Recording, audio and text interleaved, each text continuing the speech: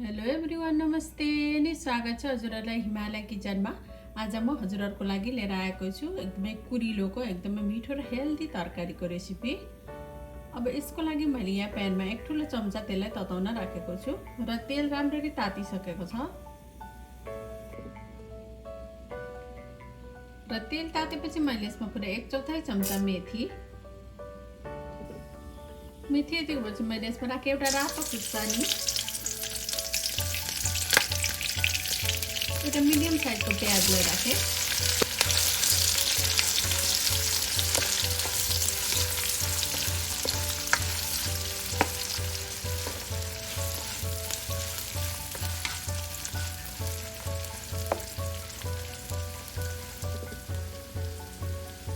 प्याज यतिपछि मैले यसमा राखेँ एक सानो चम्चा कुटेको लसुन अदुवा, आधा सानो चम्चा बेसार राखेँ मैले, मिक्स गरिदिउँ।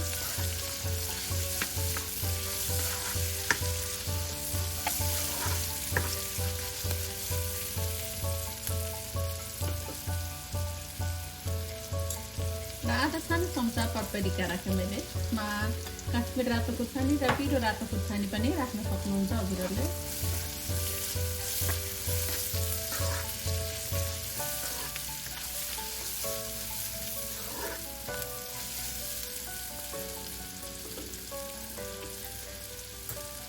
र मैले राखेँ एउटा ठुलो साइजको टमाटर,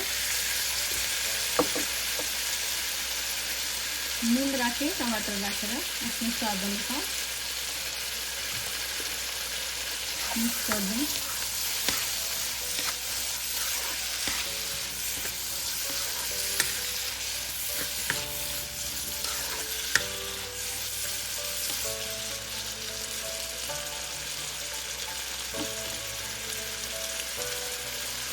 र पानी राखेँ।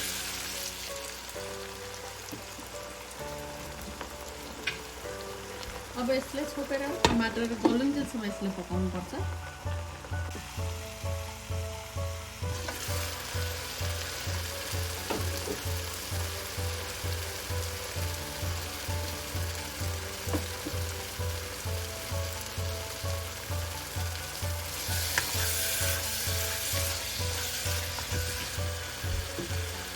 र टमाटर यतिको गलेपछि मैले यसमा राखेँ एउटा मिडियम साइजको आलु, नुन राखेँ, फेरि मैले आलु राखेर अब यसलाई मिक्स गरिदिउँ।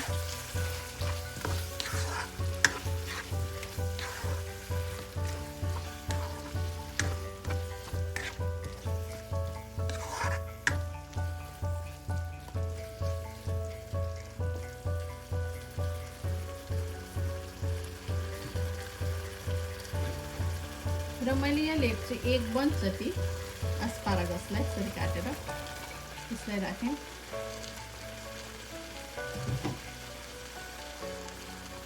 फेरि नुन राखेँ मैले,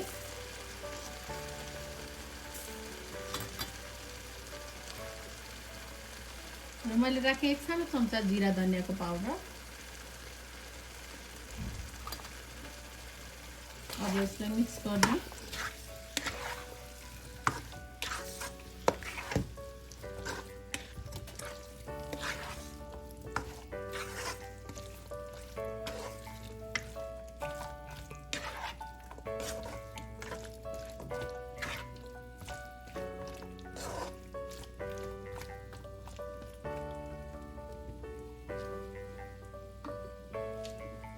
अब यसमा थोरै पानी राखेँ मैले।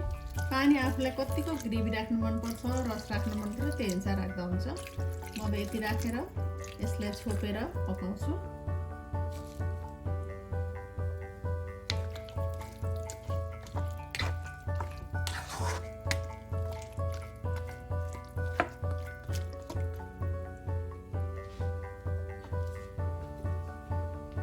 अब आलु र यो कुरिलो चाहिँ राम्ररी गलुन्जेलसम्म यसलाई पकाउनु पर्छ।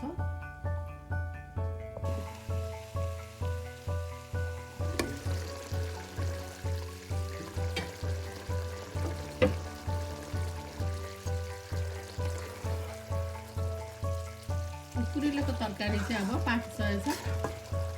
आलु पनि राम्ररी पाकेको छ। म म चाहिँ यतिकै ग्रेभी राख्दैछु आज। यसलाई धेरै यहाँभन्दा पकाउनु पनि हुँदैन, तर आफूलाई अलिकति धेरै मनपर्छ भने चाहिँ अरू 1-2 मिनट पकाउन सकिन्छ।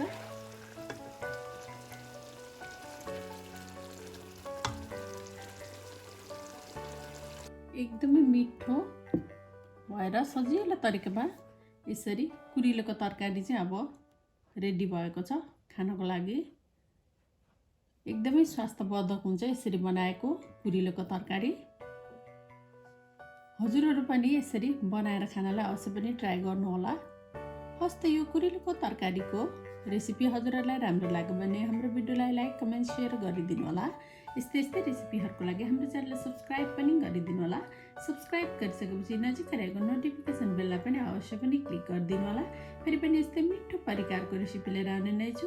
हाम्रो भिडियो हेरिदिनु भएकोमा हजुरहरूलाई धेरै धेरै धन्यवाद।